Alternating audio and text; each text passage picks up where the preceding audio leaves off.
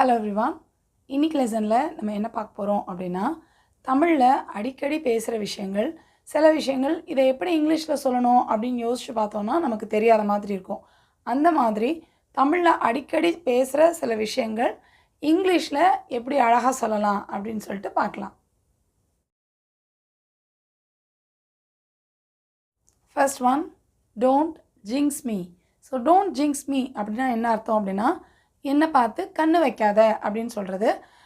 இப்போ சில பேர்கிட்ட நம்ம சொல்லுவோம், திருஷ்டி பட்டுரும், என்னை பார்த்து கண்ணு வைக்காத அப்படின்லாம் சொல்லுவோம்ல, அந்த மாதிரி சொல்கிறது தான் டோன்ட் ஜிங்ஸ் மீ அப்படின்னு சொல்லிட்டு சொல்கிறோம். நெக்ஸ்ட் ஒன், ஐ ஆம் ஃபேனிங் மை செல்ஃப். ஸோ இதுக்கு என்ன அர்த்தம் அப்படின்னா, நம்ம ஏதாவது ஒரு விசிறியை வச்சு நமக்கு நாமே விசிறிட்டு இருக்கிறோம் அப்படின்னா அதை தான் வந்து ஃபேனிங் அப்படின்னு சொல்கிறோம். So I am fanning my self அப்படின்னா நான் ஒரு விசிறியை வச்சு எனக்கு வீசிகிட்ருக்கேன் அப்படின்னு சொல்லிட்டு அர்த்தம். நெக்ஸ்ட் ஒன், ஐ ஆம் யூஸ் டு இட். ஸோ இதுக்கு என்ன அர்த்தம் அப்படின்னா, ஏதாவது ஒரு விஷயம் எனக்கு இதெல்லாம் ரொம்ப பழகி போச்சு இப்போது அப்படின்னு சொல்லணுன்னா ஐ ஆம் யூஸ் டு இட் அப்படின்னு சொல்லிட்டு சொல்லலாம். Next one, don't sweat it. Don't sweat it அப்படின்னு நம்ம மற்றவங்களை பார்த்து சொல்லலாம். இதுக்கு என்ன அர்த்தம் அப்படின்னா, இதெல்லாம் பெருசாக டென்ஷன் ஆகாத, இதெல்லாம் ஒன்றும் பெரிய விஷயம் கிடையாது, இதுக்கெல்லாம் ஒன்றும் வருத்தப்படாத, ரொம்ப டென்ஷன் ஆகிக்காத, இப்படிலாம் சொல்லணும் அப்படின்னா டோன்ட் ஸ்வெட் இட் அப்படின்னு சொல்லிட்டு சொல்லலாம். Next one, this is unfair. So this is unfair அப்படின்னா இது நியாயமே இல்லை அப்படின்னு சொல்லிட்டு யார்கிட்டயா சொல்லுவோம்ல நம்ம, அந்த மாதிரி இது நியாயமே இல்லை அப்படின்னு சொல்லணும்னா திஸ் இஸ் அன்ஃபேர் அப்படின்னு சொல்லிட்டு சொல்லலாம். Next one, I am running late. So I am running late அப்படின்னா எனக்கு லேட் ஆகிட்டுருக்கு. இப்போ மணியை பார்த்துட்டு நம்ம கடைசி நிமிஷத்தில் வேக வேகமாக கிளம்பிகிட்ருக்கோம் அப்படின்னா அந்த நேரம் ஐயோ ஐ எம் ரன்னிங் லேட் அப்படின்னு சொல்லலாம். அதுக்கு என்ன அர்த்தம்னா, ஐயோ எனக்கு லேட் ஆகிட்டுருக்கு, நான் லேட் ஆகிட்ருக்கேன் அப்படின்னு சொல்கிறதுக்கு தான் ஐ எம் ரன்னிங் லேட் அப்படின்னு சொல்லிட்டு சொல்கிறோம். Next one, don't justify. So இதுக்கு என்ன அர்த்தம் அப்படின்னா, இதை வந்து நியாயப்படுத்தாதே அப்படின்னு சொல்கிறதுக்கு. யாராவது ஒருத்தர் ஏதாவது ஒன்று தப்பு பண்ணிவிட்டு, இல்லை இது சரிதான், இதுக்காக தான் அப்படி பண்ணேன், அதுக்காக தான் அப்படி பண்ணேன்னு சொல்லிட்டு அதை வந்து சரின்னு சொல்லி அதை நியாயப்படுத்த வந்து முயற்சிக்கிறாங்க அப்படின்னா இதை நியாயப்படுத்தாத அப்படின்னு சொல்கிறதுக்கு டோன்ட் ஜஸ்டிஃபை அப்படின்னு சொல்லிட்டு சொல்லலாம். Next one, it is easier said than done. இதுக்கு என்ன அர்த்தம் அப்படின்னா, நம்ம அடிக்கடி தமிழில் சொல்லுவோம், யாராவது ஒருத்தர் வந்து இப்படி செய் அப்படி செய்யணும் ஏதாவது சொன்னால் இதெல்லாம் சொல்கிறதுக்கெல்லாம் நல்லா தான் இருக்கும், செய்கிறதுக்கு தான் கஷ்டம் அப்படின்னு சொல்லுவோம்ல, அந்த மாதிரி சொல்கிறதுக்கு தான் it is easier said than done அப்படின்னு சொல்லிட்டு சொல்லலாம். Next one, sorry to interrupt you.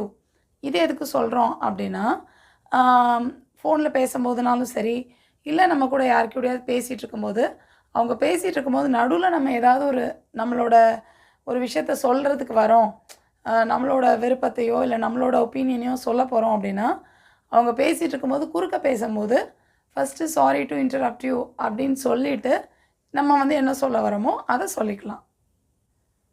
Next one, it's been long time. It's been long time அப்படின்னா இது ரொம்ப நாள் ஆயிடுச்சு அப்படின்னு சொல்கிறது தான் இட்ஸ் பீன் லாங் டைம் அப்படின்னு சொல்கிறோம். இது எப்போல்லாம் சொல்லலாம்னா, யாரையாவது பார்த்து ரொம்ப நாள் ஆயிடுச்சு அப்படின்னா ரொம்ப நாள் கழித்து பார்க்கும்போது கூட hey it's been long time அப்படின்னு சொல்லலாம். அப்போனா உன்னை பார்த்து ரொம்ப நாள் ஆச்சு அப்படின்னு சொல்லிட்டு அர்த்தம்.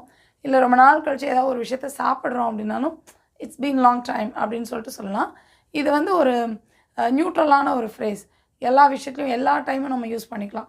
இது வந்து ஒரு விஷயம் ரொம்ப நாள் ஆகிடுச்சு செஞ்சு அப்படின்னு சொல்கிறதுக்கு நம்ம சிச்சுவேஷனுக்கு தக்க இதோட அர்த்தம் மாறிக்கும். எந்த சிச்சுவேஷனில் சொல்கிறீங்களோ அதை வந்து செஞ்சு ரொம்ப நாள் ஆகிடுச்சு அப்படின்னு சொல்லிட்டு அர்த்தத்தை நம்ம அதுக்கு ஏற்ற மாதிரி எடுத்துக்கலாம்.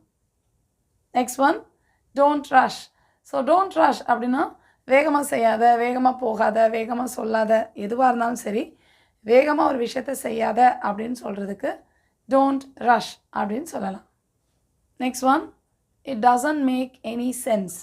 இதுக்கு என்ன அர்த்தம் அப்படின்னா, நீ சொல்கிறதுல அர்த்தமே இல்லை அப்படின்னு சொல்லுவோம்ல சில நேரம், நீ சொல்கிறதுல அர்த்தமே இல்லை, அறிவு கடத்தனமாக இருக்குது, என்ன சொல்கிற இப்படிலாம் சொல்கிறோம்ல, நீ சொல்கிறதுல அர்த்தமே இல்லை அப்படின்னு சொல்கிறதுக்கு it doesn't make any sense அப்படின்னு சொல்லிட்டு சொல்லலாம். Next one, be sensible. So be sensible அப்படின்னா கொஞ்சமாவது ஒரு அர்த்தத்தோடு பேசு, இல்லை கொஞ்சமாவது ஒரு அறிவோடு பேசு, இப்படியெல்லாம் சொல்கிறதுக்கு பி சென்சிபிள் அப்படின்னு சொல்லிட்டு சொல்லலாம்.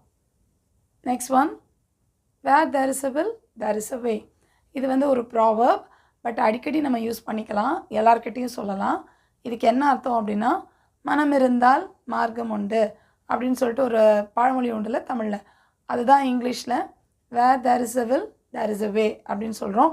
இப்போ இங்கிலீஷெல்லாம் கற்றுக்கவே முடியல, நான் எத்தனையோ வருஷமாக கற்றுட்ருக்கேன் ஆனாலும் முடியல அப்படிலாம் சொல்கிறவங்க கிட்ட கூட where there is a will there is a way, உனக்கு மனசு இருந்தால் கண்டிப்பாக முடியும் அப்படின்னு சொல்கிறதுக்கு where there is a will there is a way அப்படின்னு சொல்லலாம். ஸோ இப்போ பார்த்த இந்த சென்டென்சஸ்லாம் உங்களுக்கே தெரிஞ்சிருக்கும். நம்ம தமிழில் பேசும்போது சில நேரம் யோசிச்சிருப்போம், இதெல்லாம் இங்கிலீஷில் எப்படி சொல்லணும் அப்படின்னு சொல்லிட்டு யோசிச்சிருப்போம். இந்த மாதிரியான சென்டென்சஸ்லாம் நம்ம தெரிஞ்சு வச்சுக்கிட்டோம் அப்படின்னா இங்கிலீஷ் பேசும்போது நடுவில் டக்குன்னு நின்று போயிட்டு தடுமாறாமல் நம்ம பேசுகிறதுக்கு இந்த மாதிரியான குட்டி குட்டி சென்டென்சஸ் ரொம்பவே ஹெல்ப்ஃபுல்லாக இருக்கும். ஸோ இங்கிலீஷ் கற்றுக்கிற உங்கள் ஃப்ரெண்ட்ஸ் எல்லாருக்கும் இந்த வீடியோவை ஷேர் பண்ணுங்கள். நீங்களும் இதெல்லாம் படித்து வச்சுட்டு இங்கிலீஷ் பேசும்போது இதெல்லாம் யூஸ் பண்ணுங்கள். I'll meet you in the next lesson. Thank you. Bye.